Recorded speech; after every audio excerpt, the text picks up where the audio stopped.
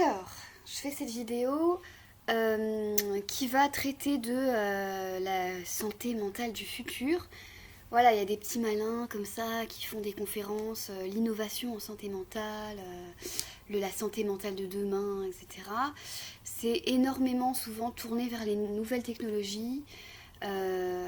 Déjà, il y a les applications où en fait, en gros, tu parles à un robot voilà, qui est censé donc, te servir de thérapeute.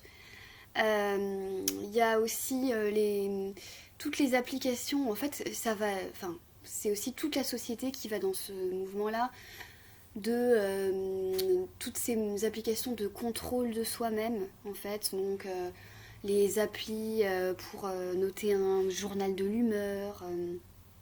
Il y a aussi les applications, je pense, pour surveiller ton taux d'activité quotidienne, donc que ce soit les marches, etc.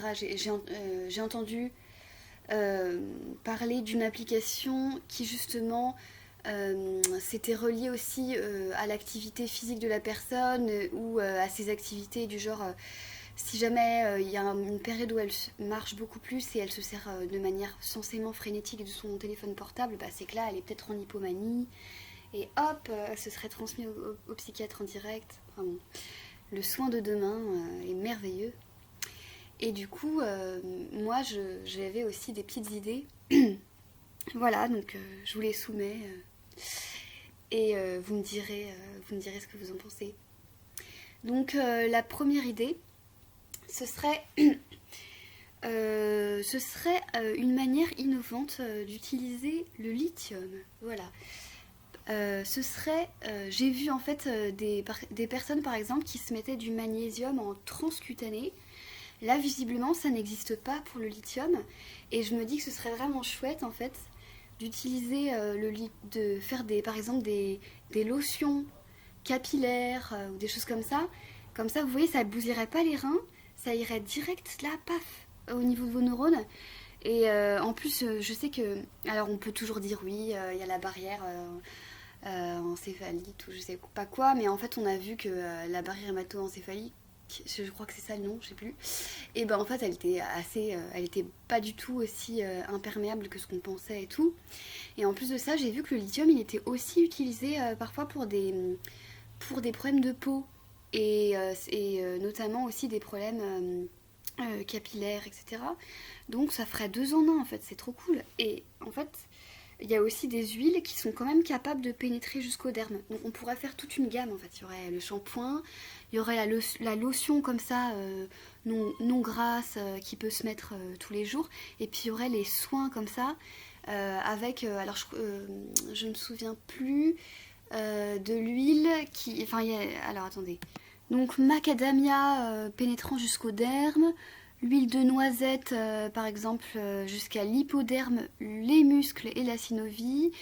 Pareil pour l'huile de sésame. Enfin, il y a plusieurs huiles comme ça qui seraient apparemment capables de pénétrer très profondément. Et apparemment, il y a aussi des huiles qui atteignent la circulation sanguine, comme l'huile de tournesol et l'huile de pépin de raisin. Donc voilà, ce serait du coup peut-être un bon moyen voilà, d'améliorer votre humeur sans avoir un comprimé à avaler.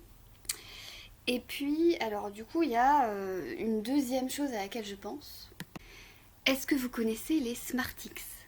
Eh bien, c'est normal, ça n'existe pas encore. Et voilà, en fait, je pense que vous avez déjà compris l'idée. Eh bien, ce serait un médicament vraiment sur mesure. Et en fait, ce serait donc des molécules ou des dosages différents, vraiment selon votre humeur en temps réel. Donc, par exemple, le jaune, le comprimé jaune, ce serait pour vous donner la banane. Le rose pour que vous voyez la vie en rose. Le rouge, c'est oh là là, attention, c'est parce que vous êtes en colère et vous êtes très fâché. Et puis par exemple le marron, enfin voilà, vous voyez à peu près ce que ça pourrait être. Donc imaginez un moment, vous avez vraiment une mauvaise journée au boulot, après votre chien est mort écrasé et votre femme vous hurle dessus parce que vous n'avez pas utilisé un dessous de verre parce que vous aviez pris une petite bière ou je sais pas quoi. Et voilà, donc du coup, bah là, le comprimé marron, il est très indiqué.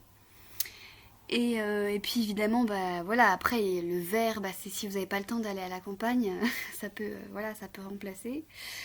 Le bleu, bon bah c'est déjà pris, donc voilà. Et puis bon, voilà, enfin vous avez compris l'idée. Et en plus de ça, ce serait du coup même pas besoin de tenir un journal de l'humeur. En fait, vous allez chez votre psychiatre et il dit: oh là là, ce mois-ci, bah dis donc, vous avez pris tous les marrons, ça n'allait pas trop en ce moment. Et voilà, du coup, il n'y a même plus trop besoin de parler en consultation pour se comprendre, quoi. Voilà. Et alors, du coup, il y aurait peut-être même une troisième idée, là, qui me vient tout de suite. J'ai aussi entendu un psychiatre qui disait qu'il y avait des diverses formes pour les médicaments et qu'il y en avait une qu'on n'utilisait pas suffisamment, c'était la pulvérisation nasale. Et du coup, waouh, c'est hyper rapide parce que du coup, bah, vous sniffez comme ça et puis ça atteint directement le cerveau. Et puis du coup, bah voilà, ce sera déjà un truc à développer. Et ensuite, moi je pensais par exemple à l'hôpital, en fait, en plus avec les restrictions Covid et tout ça, bah ils sont obligés, enfin ils sont obligés, voilà.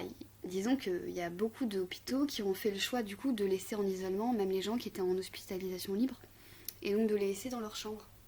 Et du coup, pour éviter totalement le risque de contamination, bah, ce qui serait bien, c'est de pas du tout les voir en fait. Et genre par exemple, il y aurait comme ça une machine qui observerait votre œil, en fait, votre pupille.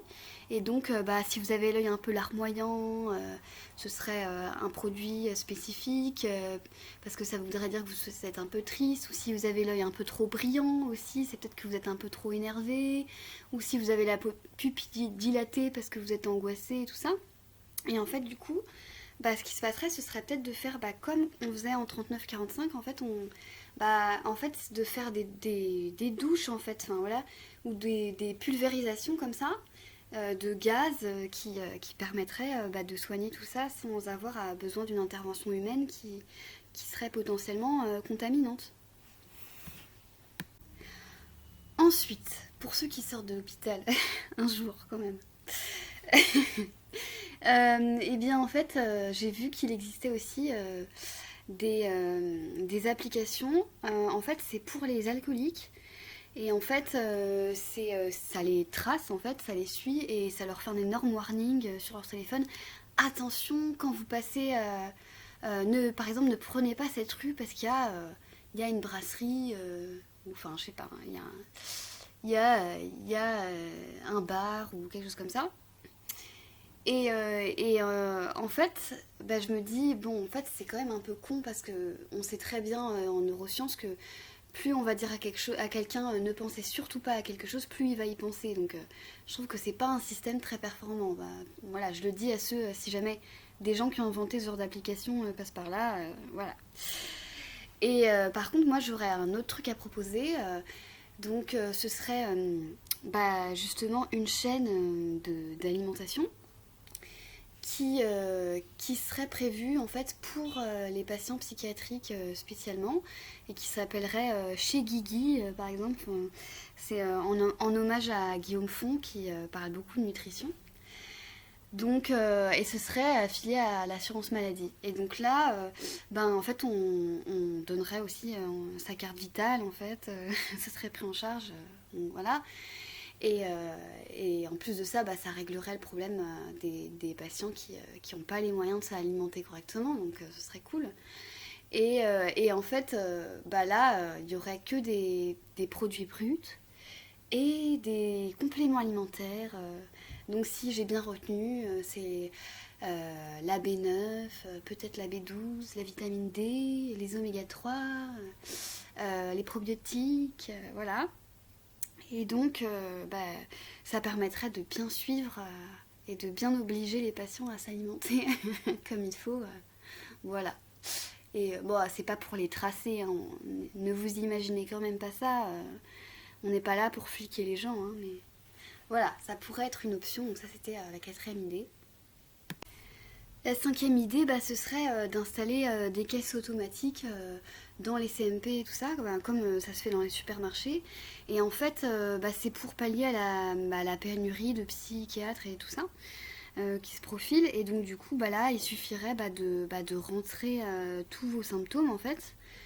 Et puis, donc à la suite de ça, ben, paf, ça vous sort l'ordonnance. Et après, on peut même imaginer qu'il y a des robots qui vous font l'injection à la place des infirmiers. Hein. Ça peut se développer aussi, hein. Pourquoi pas. Hein. Alors, je sais plus à combienième on est, c'est peut-être la septième. Donc ça existe déjà, ça s'appelle Abilify MySight. Et en fait, il y a une nanotechnologie intégrée à la pilule qui vérifie l'observance du patient et donc il y a une application qui est reliée, ça peut même, les données peuvent être envoyées aussi au psychiatre pour être sûr que le patient a bien pris son traitement.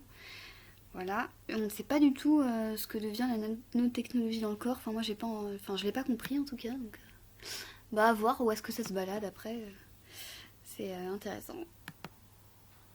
Bon, quand même sur le site, ils préviennent que ça peut faire mourir plus les personnes âgées et qu'il y a aussi une incidence du risque de suicide, de pensée et d'action suicidaire plus élevée chez les enfants et les jeunes patients, donc les jeunes adultes. Donc voilà, il faut quand même faire un petit peu attention à tout ça, quoi. Et du coup, je crois qu'on va en rester là. J'ai encore pas mal d'autres idées, mais qui sont des alternatives peut-être un peu plus bah disons, je ne sais pas comment on pourrait dire ça, humaine. Donc je vous en ferai part dans une autre vidéo. Merci.